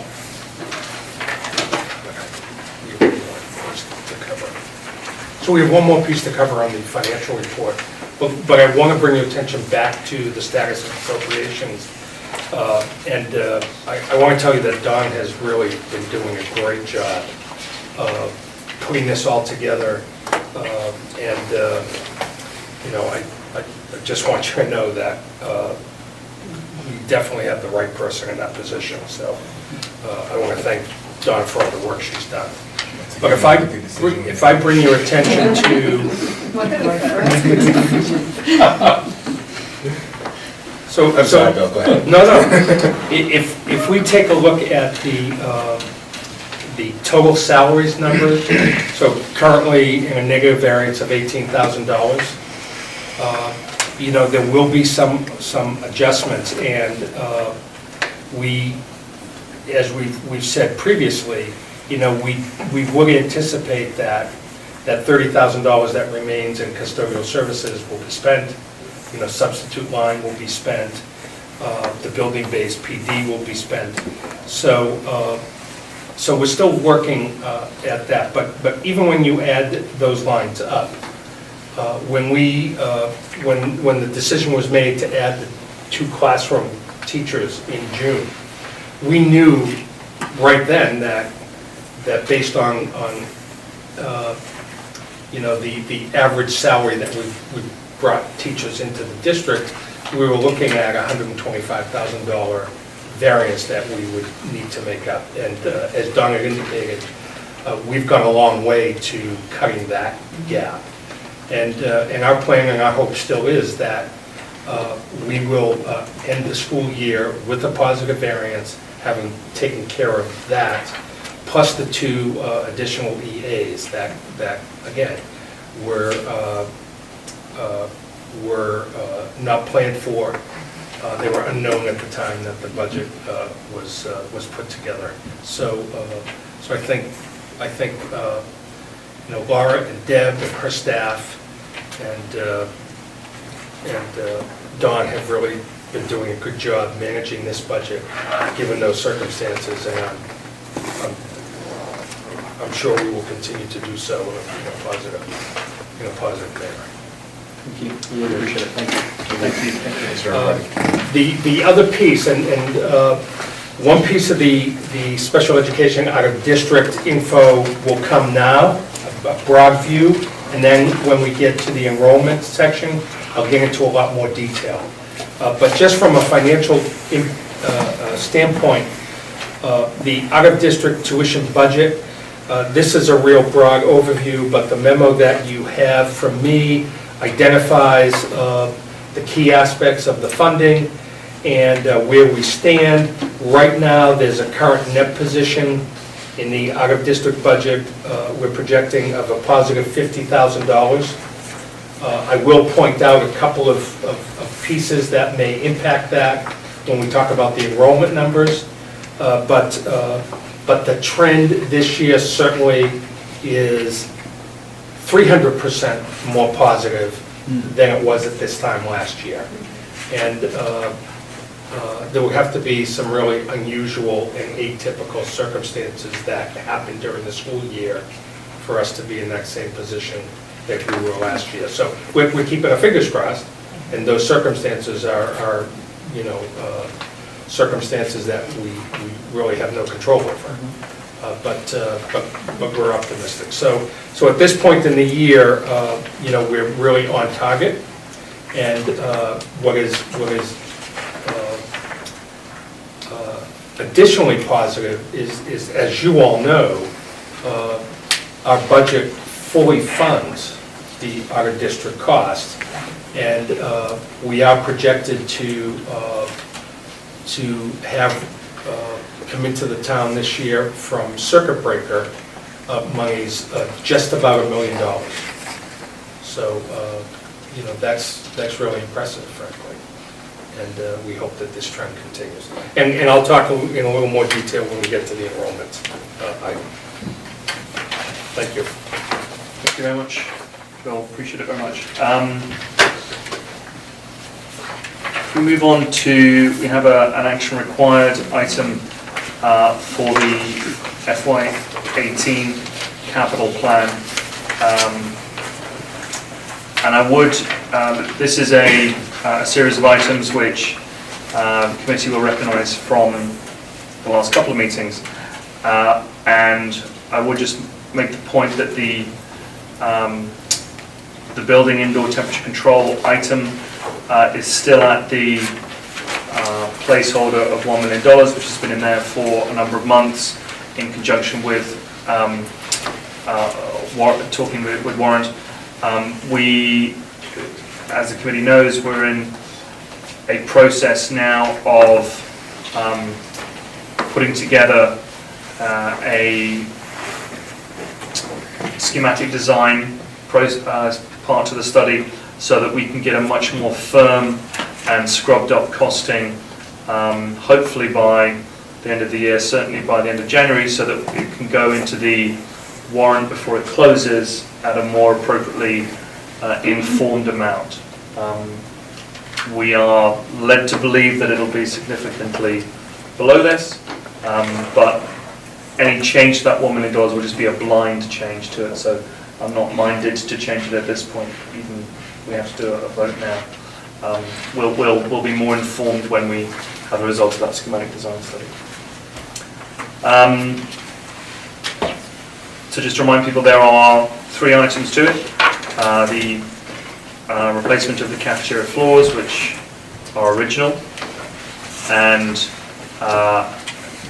the cafeteria sound system and light AV item of $39,694. So I might say this is our motion now that we approve this in this form. Yes. Okay. Can I jump in for 1 second? Yeah. Was it, remind me, I'm looking for it, was it the sound system and lights that we talked about the Mudge grant for? Did we ever revisit that? Or how would that? Dawn, remind me, it was the... So I think you would sort of go down both paths. So You would, okay. Yeah. Yes. Send this to Okay. capital. Is a place, yes, okay. If something comes through, then they can reduce the number, but you don't know what's going to happen now, so you have to send the whole. Okay. Could I also throw on the table the PTO funds that as another source for that item? I look at this, and because we're asking for the air conditioner, I wonder if these aren't kind of, emergency is not the right word, but if they can be, is there an opportunity to defer any of these so that there's more of an appetite to fully fund the air conditioning? Just throw it on the table. So in terms of the first item and the applying to the Mudge Foundation for a grant, I did contact them. We found out the method to do that, and they will be approached with a request. In terms of the PTO funds, I wouldn't want to speak for them. They're not here right now. My view is that we can have that conversation. I think replacing the cafeteria floors is something that is pretty fundamental to what this group should do. And I'm aware that the cafeteria sound system lights, it's been something we've talked about for many years, and it has been pushed. I'd be hopeful that the Mudge Foundation would be sympathetic. But let's see how that goes. Once there's a submission. Yeah, exactly. Once there's a submission. So can I have a motion, please, to approve the capital request as it is now. Thank you. Any second? Second. All those in favour? Unanimous. Thank you very much. Excellent. So if we can move on now to the enrolment report with the superintendent's usual vigour for this subject. Yes, thank you, Adrian, and I will make every effort to make, or keep that vigor breathing. In your packet are a number of enrollment documents. You've seen these documents before, and I'm happy to, if you need a refresher or want some more specific information about the methodology, but I'm not going to explain that. I have on a number of occasions for you. So the first document is the document that shows the previous 10 years' history of enrollment, so you can have some context as to where we have been, both in total and by grade. Remember, this is a K-5 enrollment study, so we don't include our pre-K numbers. Although they're very important, we monitor that on an individual basis. And in fact, just to be clear, our pre-K numbers are in fact reported to DESE, and those numbers are included in DESE's calculation of state aid. So that's important to understand. At this time last year, so you see how the enrollment breaks out for 2016-17. You see what the average class size is based on these numbers, and then the breakout of the number of sections that we have in each grade. There is a more specific sheet, a document also in the packet that looks at the individual class breakout and provides that data by grade, by teacher, and so it's just another way to look at that. The first document then takes the current year's enrollment and also utilizing previous year's enrollment, we calculate the next 5 years of projections. There's a 3-year rate projection, there's a 3-year rate projection and a 1-year rate. The rate is the cohort survival rate from grade to grade. If we look at the 3rd-year rate, we're looking at enrollment for next year to be stable. And as we go through the next 4 years, a slight decline. The one piece here that is still unknown are the kindergarten numbers. And what I've done in projecting the kindergarten numbers in the past, the current year's enrollment number was just carried forward, and it's really not a valid number. Last year, we started using the census data. We went back 5 years. We compared the last 5 years of how many K-eligible students were on the census at around the end of November, early December, when we get that information from the town clerk. And we compared that year's census number to the number of students who actually enrolled the following September. We took a 5-year average of what that was, and that's what we used to predict this year's numbers. The actual enrollment and the projection using that methodology back in December, actually we were within 1 student, so that's interesting. What I've done for our purposes at this point is I've used the takeoff on the 3-year rate. So what I really did was I went back the previous 3 years. So 16, 17, 15, 16, 14, 15. I added the 3 numbers and averaged it to project that. And then I did that for each successive year. So if the projection for 18, 19, I used the 17, 18 projected number, and then the actual 16, 17, 15, 16, etc. It just provides consistency in the model, but again, the K number is always the most difficult one to project. So that lays it out. But then I think it's important to look at the 1-year rate. So that is simply the rate of change, if you will, from 15, 16 to 16, 17. Given the experience that we had the last 2 years with enrollments increasing at a much greater rate than what was previously projected, I would be inclined, as we start developing the budget for next year, and we really start thinking about what next year's enrollment will be, I'm really inclined to look at that one-year rate, especially when we compare this year's one-year rate to last year's. And I think those numbers are much more applicable to what's actually happening in the town around the real estate market right now at this period of time. So as you can see, we're looking at, if we use that rate at this point, assuming the kindergarten number is within the ballpark, we're looking at an additional 15 students for next year. The good news with that is the decision that the committee made in June to add the 2 additional classrooms leaves us with still a lot of capacity as we move forward into next year to stay within our class size guidelines. And so I think that making that decision in June will turn out to be a very wise decision, certainly as we go through the budget development process this year. And even if we experience growth during the year, similar to what we did last year, we're not worrying about exceeding the class size guidelines because the capacity is there.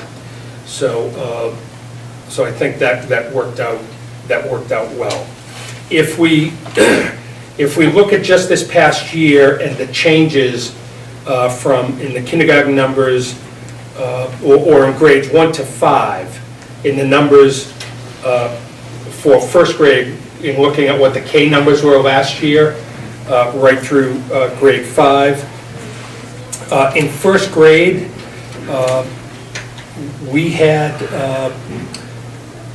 for first grade this year, not including kindergarten students from last year who matriculated into grade 1. Beyond that, there were 8 new students who moved into town. There was an additional first grader that enrolled who was just at a different school, a non-Dover school, last year, and one of our K students moved out of town. In grade 2, we had 5 new students move into town, so that's the in-migration that you've heard us talk about before. 2 additional students who attended different schools but lived in Dover last year, now in grade 2, and 1 student moved out of town. So that out-migration, there's a pretty large difference there between the in-migration and the out-migration, certainly in those 2 grades. But that trend continues right through. Third grade, 9 new students moving into town, an additional student, living in Dover last year, but coming to our school for the first time as a third grader, and 2 students moved out of town. One of those 2, well, there was a net loss of 3. 2 students moved out of town, 1 student enrolled in a private school. Grade 4, 10 new move-ins. And as you can see from the chart, grade 4 was where we really saw a tremendous amount of growth. But 10 move-ins, again, we had a student coming back to Chickering, living in town, but coming back from a different school. And here's where it's glaring. There was no out-migration in the 3rd to 4th grade move. And then in 5th grade, we had 3 new move-ins. We had 1 student move out of town. And then just for interest's sake, our group of 5th graders last year, moving on to 6th grade, 2 of our students went to private school in grade 6, 2 students moved out, and the remainder of the 5th grade class matriculated to DS middle school. So just some interesting data there as we look at, try to determine what's happening with enrollment. My sense is that certainly for the next year, as I indicated earlier, I would look at the projections in the more aggressive format. And, it's always, I think, better to plan for those numbers and end up with fewer. Well, it's nice that we can, plan for, potentially anticipate more, but we have the capacity to absorb it without any major budget impacts. But I think we have also shown we're willing to do so if we need to. Right. This is to underline Bill's point. If last year's rate of increase is sustained for this year, and the 471 current students goes to 486, we're still within the classroom guidelines, and there's no need to hire any extra educators. But who knows? Well, thank you very much. This is excellent work as always. Good. Any questions for anyone to Bill on that? Thank you. Okay, thank you very much. And then one last piece is the special education piece. So in your packet, you received a confidential document because there's information on this document that a number of the pieces are confidential to the public. Certainly the school committee has access to this information. But I just wanted to point out a few things. On the two-page spreadsheet that in which you have lots of information around the finances of the out-of-district budget, you'll note on the second page, again, another picture of the overall situation. On this spreadsheet, you'll see that there's a variance in the tuition total of $101,000, where on the first document I showed you was $50,000. So you'll note that on that first document, what this spreadsheet does not take into account for is a new initiative that we began this year. We have more than one student, so that's what I'll put it that way, attending the Pine Hill School. And it's a really, really exciting initiative for us. It is their attendance there is a result of a number of factors, but in the end, and there is there are some tuition charges that are part of that. So the previous document that's in the monthly financial report has accounted for that tuition piece. The other thing to understand is that there is one student on the financial spreadsheet whose tuition at a different Mass public school that has a specialized program that one of our students is attending and is matriculating into. We have not finalized the tuition there, so that's blank. On the other hand, you'll see that there is a student that is on this list at $43,000.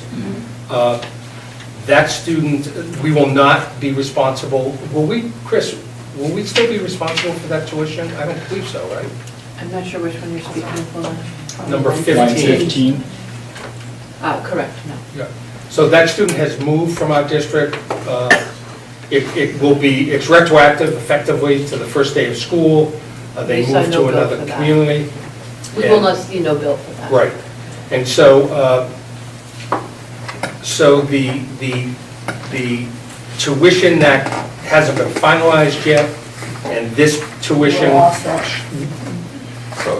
within a few $1,000s, we believe will offset that, so. Was either line 15 or 16 a new case? I couldn't trace it back to the budget line item. No, I can tell you on this document, at the elementary level, line 3 and line 9 are, they're new to the budget.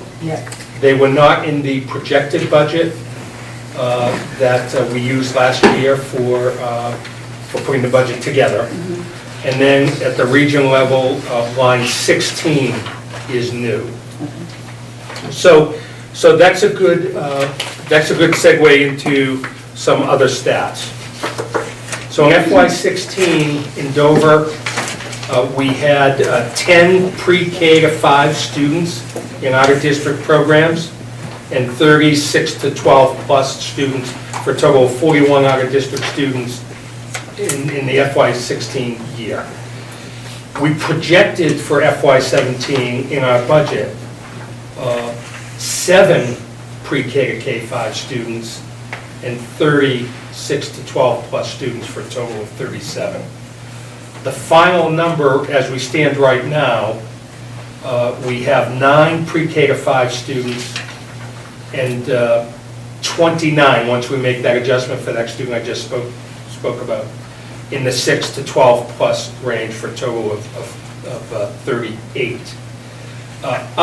Of those, again, we had,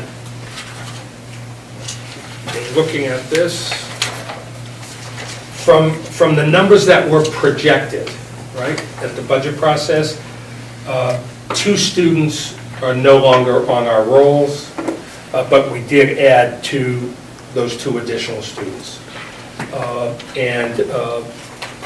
And again, there were those changes but that accounts for the changes. So the net difference from projected to actual for FY17 right now is just 1 additional student, so we're at 38.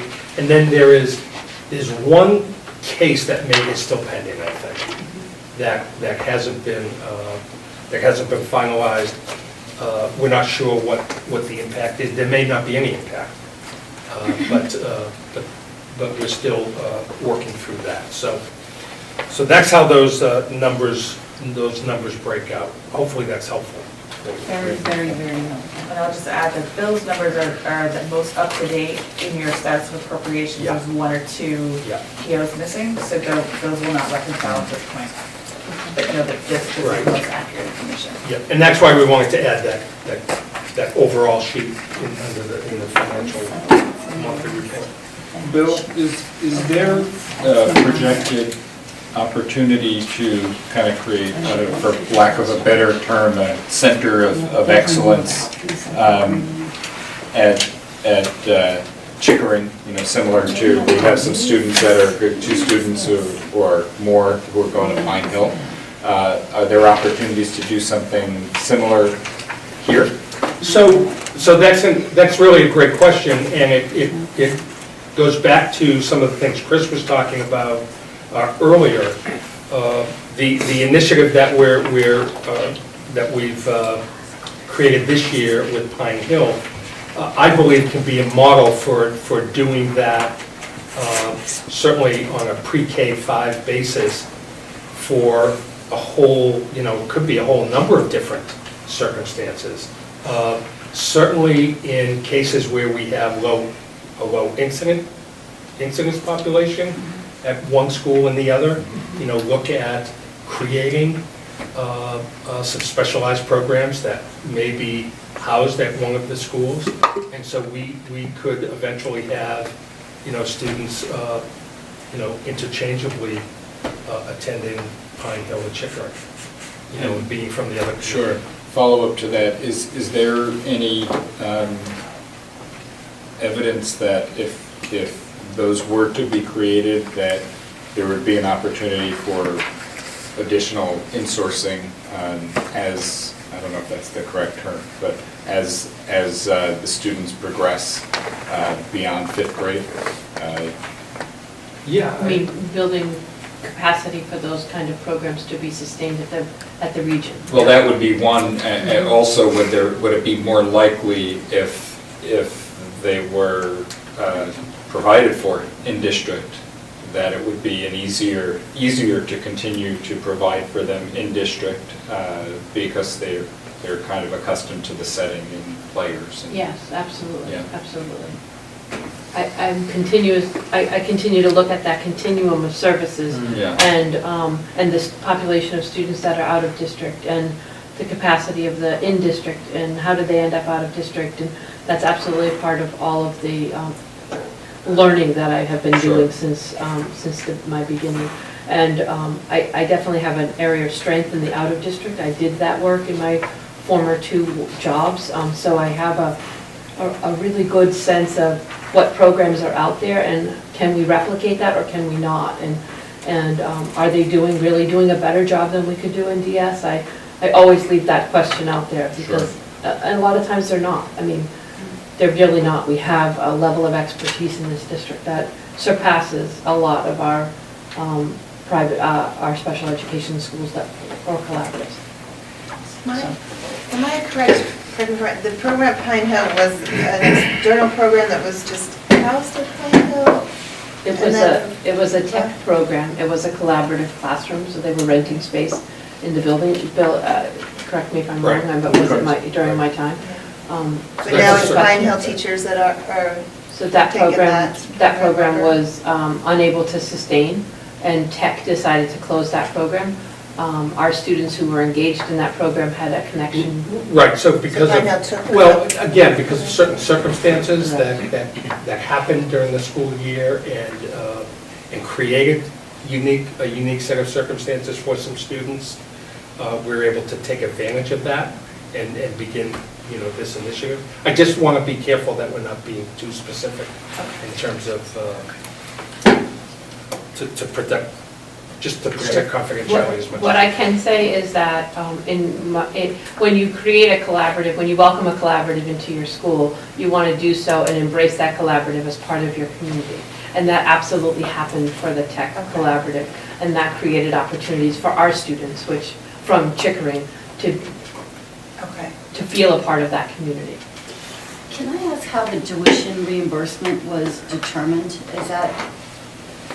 Right, so there is actually a policy that we have that allows the superintendent, in their judgment, to allow students from another district, especially if it involves special education services, to enroll if space is available, and then leaves the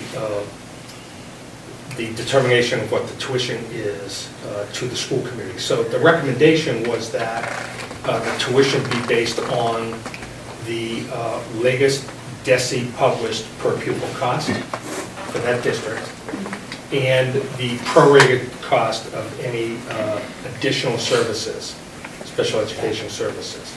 So that's how that was determined.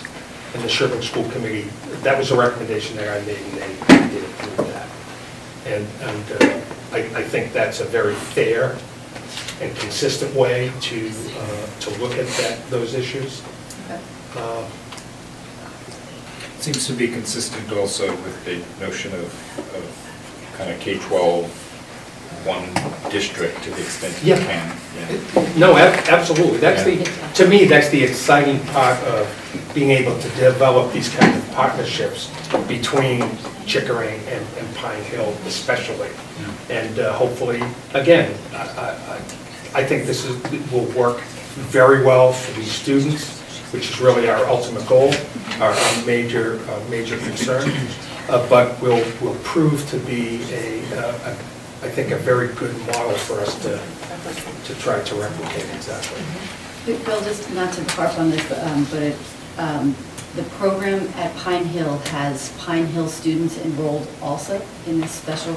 It is not a program. It's not a specialized program. It's not a specialized program. Which is the best part of this. It's a regular classroom. They're in a regular classroom.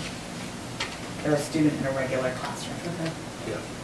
But, I mean, again, is a unique set of circumstances I understand. around this, but I think moving forward, that is, the real thing we're looking at is, are there, if the need, are there specialized programs that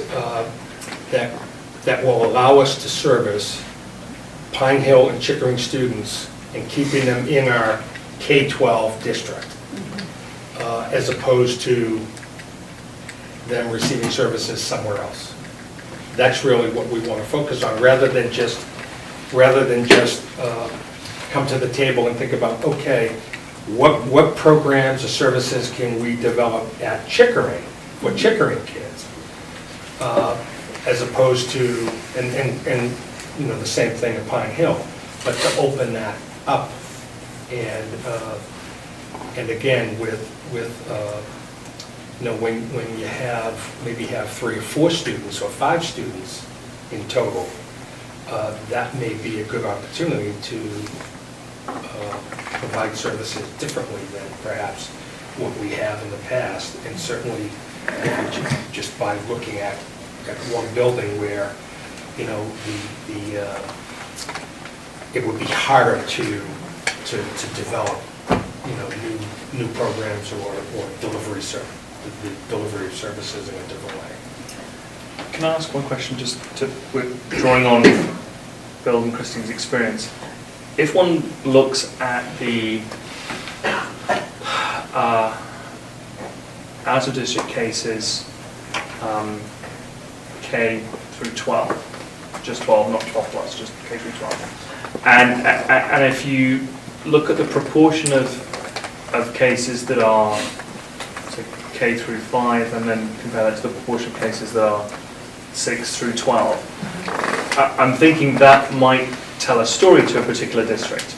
In that if it was 90% K through 5, that would inform that you had some future costs coming through.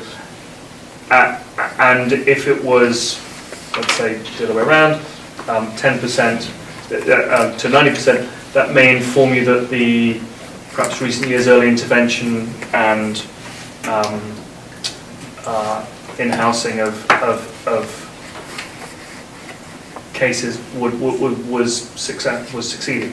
And is that kind of thinking something that you would encourage us to have in our minds when we look at this data?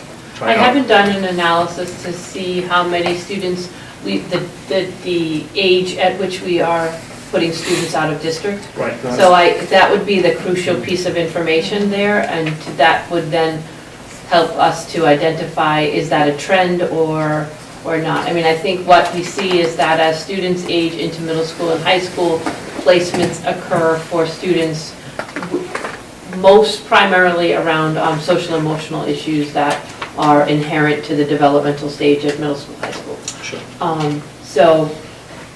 But I can tell you that I don't see areas of weakness at our region that are saying, oh, these kids are sustainable at the elementary and cannot make it at the region. I don't see that as I have done my, 3 months in the district. That doesn't seem to be what is appearing to me. But I think it's fair to say, and Christine, you can weigh in on this,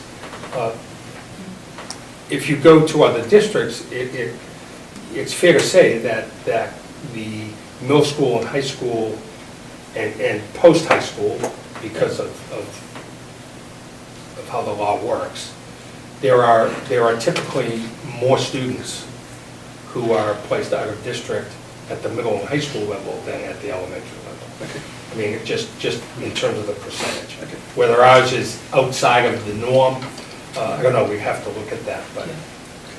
Thank you. This is, I know this is something that we've been trying to get our arms around into how to best request more clarity in an appropriate way. I think this has been massively helpful, so thank you very much. Okay. The next item on the agenda is the enigmatically titled School Committee FY18 Budget Guidance. And this is an item which comes up every year, and it is a chance for the chair to ask for members to consider any areas or any items that they would like to be included for consideration by the administration and leadership team in the operating budget for FY18. So what I said to Bill was there's an opportunity if people want to voice any thoughts on that now. If not, please consider it something that you can send to me, and I will pass on to Bill as an amalgamated series of considerations from us. If you're not to prolong this, but I do apologize. We did receive our annual guidance from a document from the warrant committee. Thank you to the warrant committee. Representative back there, James. It was very similar to guidance that we've received in the past, certainly last year. But my apology is I meant to include that, a copy of that in the packet. I'm sorry I didn't do that. We'll send that out to you, just so you have that for context and information. But we have received that, which is very helpful for us. Okay, so if I can ask members to send items to me, that would be fantastic. Moving on, we have our consent agenda, which has the FY18 technology plan supplement in it. Once more, it has an item on METCO donation and the Dover School Committee minutes from September the 20th and October the 6th. At this point, before asking for motion, I want to just ask if anyone has any questions or comments on the consent agenda. I have a small question on the METCO donation. I know it's K through 12, and it says after-school activities. Is that, I'm assuming includes them, like the Hale Reservation trip, things like that? Does it include field trips and class trips? I don't know how to ask that too. So the major use of that fund we now have for METCO donations is being used to enhance our Boston students' opportunity to engage in more local activities by providing the cost for the transportation back Activities home. outside of our school? No, but any activities that extend the school day. Okay. But it is available for scholarship type stuff where so they're not excluded from doing Right, like the that's Hell what I'm- Reservation. Yeah. Exactly, but the point I wanted to make there, I wanted to be specific is that those funds are available for scholarship opportunities, but opportunities based on, some requirements that all of our students would have in terms of financial need. So yes, it is available. Any questions on the consent agenda? Can I add something on your consent agenda? So you're approving the technology supplement plan, and in it, it has the fiscal year 18 proposal for the capital budget, just so you know. So that number will also have to be sent to the capital budget town committee. What we didn't do yet is sort of designate what's operating versus what's capital. And I think that's something when you go meet with a capital subcommittee, you'll want to, like the projectors, we've already pretty much said we're gonna be in operating. Now that they've increased their limit to 10,000, I would suggest you ask them, do they want just to have one technology line item where you include everything else? Or we only include those items when they're grouped together are more than 10,000, like the Chromebooks? No, I plan on continuing the vibrant discussion on this one. Yeah, so know that when you're approving that, though, that 40,000, we will send probably to the capital committee as a placeholder for the committee. Unless you say unless you approve it differently, you know what I'm saying? Unless you say the projectors won't be included. I'm suggesting that we approve it as is. So Okay. Okay. May I have a motion to approve the consent agenda? So moved.